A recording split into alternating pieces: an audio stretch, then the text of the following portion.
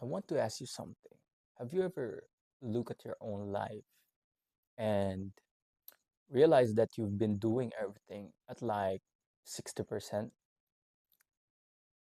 Not failing, not giving up, just not fully showing up either. The workout you keep starting and stopping, the habit you told yourself would change everything. But you do it for 4 days and then don't touch it for 3 weeks. The course you finish but never applied. The project still sitting in a folder. The version of yourself you keep saying you'll become tomorrow. I'm 28 and I've been half-assing my whole life. And I'm only just waking up to that. Let me tell you what half-assing actually looked like for me. Not in theory, in my actual life. I passed the board exam for mechanical engineering here in the Philippines. And if you know, you know what that means. That's not just a certificate. That's years of your parents' money, your family hoping you're the one who makes it, and your own blood and sweat poured into something you're told will give you a future. And so I passed. I got the title. I got the license. And then I got my first job as a licensed engineer. 12-hour shifts, 12-hour shifts, 6 days a week, no sleep, no growth, no one to actually teach me anything. Everything that could go wrong with your well being went wrong on that job. And I left. And here's the complicated part. I still don't know if I gave engineering a fair chance. It's such a broad field. There were industries I never explored, paths I never tried. I got one bad experience and I let it become the whole story. And maybe that's fair. Maybe it isn't. I'm still sitting with that. So after engineering, I studied data analysis for 6 months, really committed, and did the courses, learned the tools, couldn't get a job, or the offers were so low, they were almost insulting. And so then I studied data science. Same story.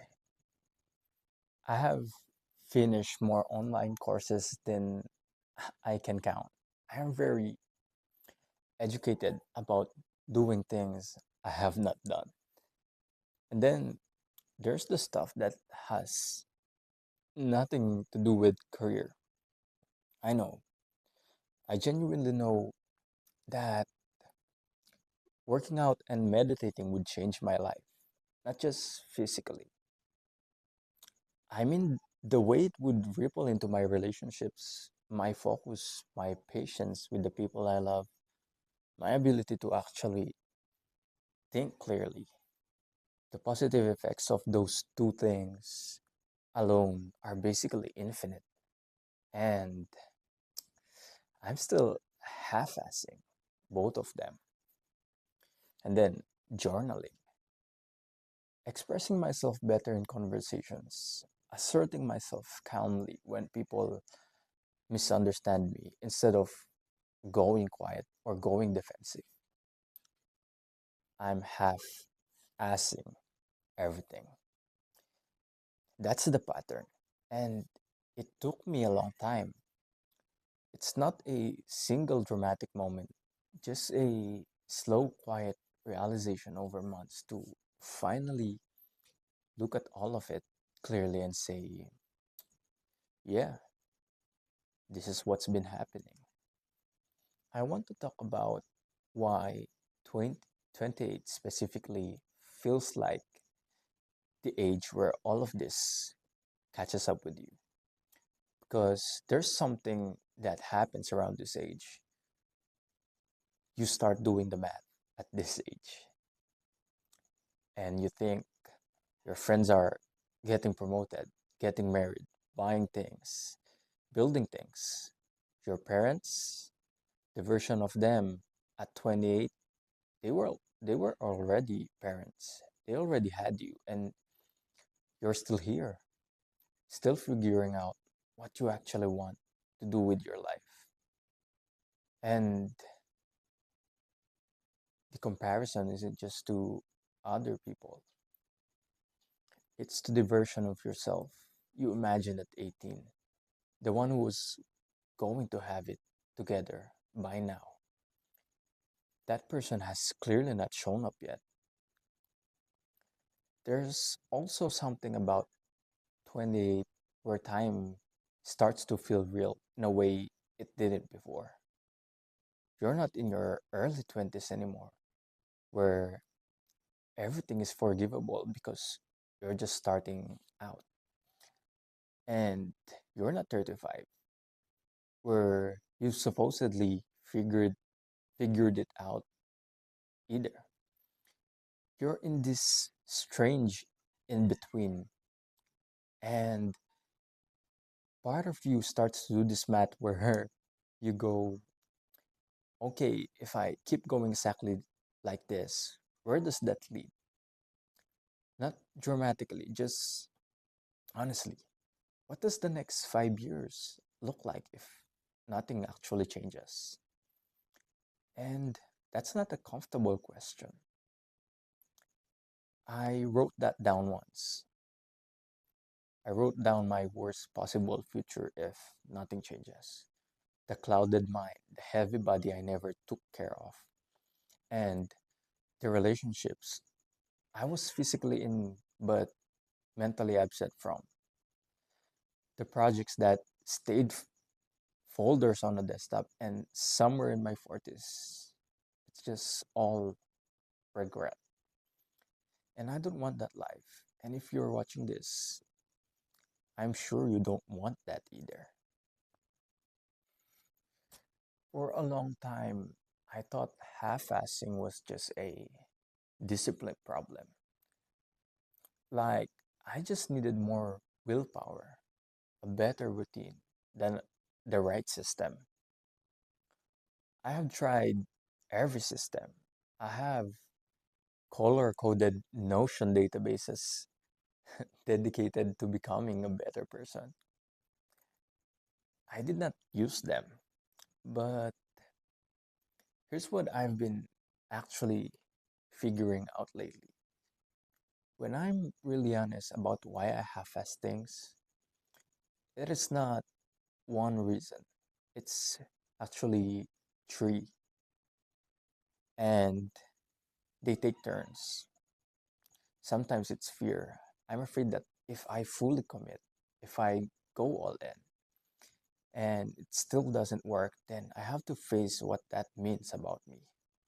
Half-assing protects me from that because if I only gave 60%, I can always tell myself the story I'd be great at this if I just really tried. Sometimes it's comfort. Full commitment means full discomfort. Full discomfort. And half-assing is genuinely more comfortable because you still feel like you're doing something. You get some of the progress feeling without all of the costs. And sometimes it's just overwhelmed. I don't know where to start. The thing feels too big. And when everything feels too big, doing all of it halfway feels more manageable than doing any of it fully. It's fear, comfort, overwhelm, taking turns, and what they have in common is that they all keep you exactly where you are. And I've been very good at staying exactly where I am. Here's the reframe that I keep coming back to. This is what I believe. Half-assing is not the same as failing, because for me, failing means you tried fully and it didn't work. Half-assing means you showed up badly, inconsistently, not fully committed, but you showed up. There's a version of you that didn't show up at all, and half-assing is still ahead of that version. 0.001% is still better than zero. Half-ass momentum is still momentum. And the 4 days of meditation that you stopped, those 4 days happened. They were real. The 10 minutes workout you did once and then skip for 2 weeks, that 10 minutes was real. And the problem is not that you've been half-assing. The problem is deciding that half-ass is where you stay forever. And I think 28 is the age where you finally have to decide, am I going to let half-ass be my permanent setting, or am I going to start slowly, badly, imperfectly, moving it towards something more? I'm slowly shifting. Some things are changing, others still aren't. And I'm choosing to be honest about that instead of pretending I figured it all out. Because the slowly shifting version is still infinitely better than the version that never admitted there was a problem. If you're watching this and you recognize your own life in any of it, the half finished courses, the habits you keep restarting, the path you're on that you're not sure fits anymore, the slow, quiet realization that you've been going through the motions, I want you to know that realization is not a verdict, it's a wake up call. You're not broken. You're not behind in some permanent way. You're not someone who wasted their potential. You're someone who's been running on 60% and you're finally noticing it. And that noticing, that's the first thing that has to happen before anything changes. Most people never notice. They just keep going. They ride that 60% all the way to 50 years old without ever stopping to look at it clearly. You're noticing. That's not nothing. That's actually everything. With every video that I create, I want people to realize something. I want to help them. So I want you to do something for me. Write your own list, your actual half-assing list, not a goals list, not what you want to do better.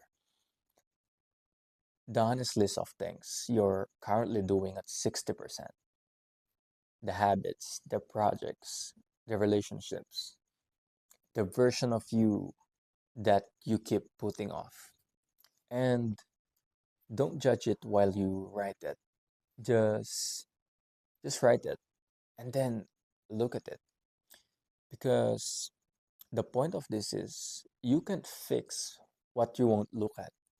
And looking at it clearly, even when it's uncomfortable, is the first honest thing you can do. That's it. I'll see you in the next one. Thank you for watching.